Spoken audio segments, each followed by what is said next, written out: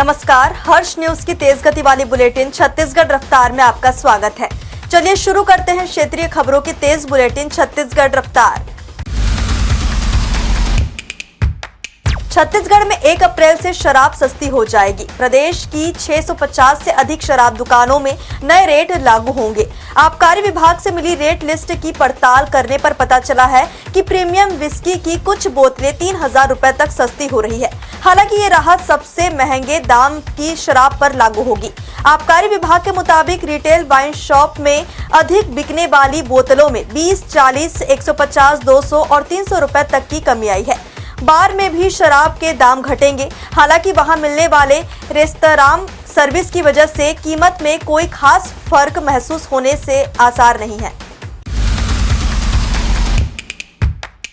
सूरजपुर जिले में परीक्षा में सप्लीमेंट्री आने के बाद 9वीं के छात्र ने फांसी लगा ली। दिनेश प्रहरी डीएवी स्कूल में पढ़ता था। परीक्षा परिणाम में 2 विषयों में सप्लीमेंट्री आने से वह मानसिक रूप से परेशान था। मामला विश्रामपुर थाना क्षेत्र का है। दिनेश के पिता एससीएल में एक सिक्योरिटी गार्ड हैं। वो लोग कुमदा कॉलोनी के एससीएल क्वार्टर में रहते हैं। शुक्रवार सुबह बाथरूम के पास दुपट्टे के फंदे से दिनेश का शव लटका मिला। रायपुर सिविल कोर्ट में शाहरुख खान के खिलाफ याचिका दर्ज हुई है। याचिका पर सुनवाई को कोर्ट ने मंजूरी दे दी थी। 29 मार्च को इस मामले में कोर्ट में सुनवाई होगी। वकील के मुताबिक इस सुनवाई के लिए कोर्ट की तरफ से शाहरुख खान और कई अन्य मल्टीनेशनल कंपनियों को नोटिस भी जारी हुआ है।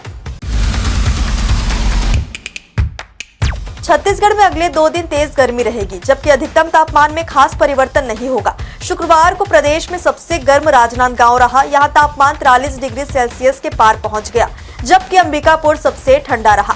यहां रात का तापमान 16.9 डिग्री रिकॉर्ड किया गया। मौसम विभाग ने बताया कि रायपुर जिले में अगले 2 दिनों के लिए गर्म दिन की चेतावनी जारी की है। वहीं शुक्रवार को प्रदेश के 4 जिले ज्यादा गर्म रहे।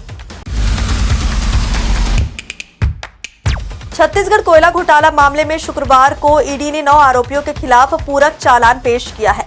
इनमें रानू साहू के पति आईएएस जयप्रकाश मौर्य समेत 9 लोगों को आरोपी बनाया गया है। पेश किए गए चालान में बताया गया कि आईएएस जयप्रकाश मौर्य रानू साहू के साथ मिलकर काम करते थे। निलंबित आईएएस रानू साहू पहले ही जेल में बंद है। इसके अलावा सौम्या चौरसिया, सूर्यकांत तिवारी भी इस केस में जेल में बंद है। छत्तीसगढ़ के सुकमा जिले में सुरक्षा बलों को नक्सल विरोधी अभियान में एक और बड़ी सफलता मिली है। आज सुबह केरलापाल थाना क्षेत्र में हुई मुठभेड़ में 16 नक्सली मारे गए। इनमें झीरम घाटी हमले में शामिल नक्सली जगदीश उर्फ बुधरा भी शामिल था, जो दरभा डिवीजन का इंचार्ज था और जिस पर 25 लाख का इनाम घोषित था। सुरक्षा बलों के मुताबिक जगदीश वर्ष 2023 में सुकमा के अरणपुर में डीआरजी जवानों पर हमले में भी शामिल था। मुख्यमंत्री विष्णुदेव साय की पहल पर कर्नाटक में हादसे में जान गंवाने वाले संदीप साय पैकरा का शव आज गृहग्राम बांसबहार पहुंचा। दरअसल गरीब परिवार से आने वाले संदीप रोजगार की तलाश में कर्नाटक गया था। यहां समुद्र में डूबकर उसकी मौत हो गई। घटना के बाद परिजनों ने मुख्यमंत्री कैंप बगिया में शव वापस लाने में असमर्थता बताते हुए मदद की गुहार लगाई थी। घने जंगलों और ऊंची पहाड़ियों के बीच बसा डोंगरगढ़ एक बार फिर नवरात्र महोत्सव के लिए तैयार है। चैत्र नवरात्र 30 मार्च से 6 अप्रैल तक रहेगा। यानी इस बार नवरात्र 8 दिनों का होगा और इस दौरान लाखों श्रद्धालु मां बमलेश्वरी के दर्शन के लिए यहां पहुंचेंगे। पर्व की भव्यता को देखते हुए मंदिर ट्रस्ट, जिला प्रशासन, रेलवे और सुरक्षा एजेंसियां व्यापक इंतजाम कर रही है। मंदिर परिसर को भव्य रोशनी, रंग बिरंगी झालरों और फूलों से सजाया गया है। दर्शनार्थियों के लिए रोपवे सेवा केवल दिन में उपलब्ध रहेगी, जिसका किराया 100 और 70 रुपए तक किया गया है। सुरक्षा व्यवस्था को और मजबूत करने के लिए इस बार 1200 पुलिस जवानों की तैनाती की गई है। बैंक ऑडिट और एआई पर आधारित नेशनल कॉन्फ्रेंस अमृतकाल में मंच से बोलते हुए मुख्यमंत्री विष्णुदेव साय ने कहा कि नई औद्योगिक नीति भी हमारी सरकार ने लाया है।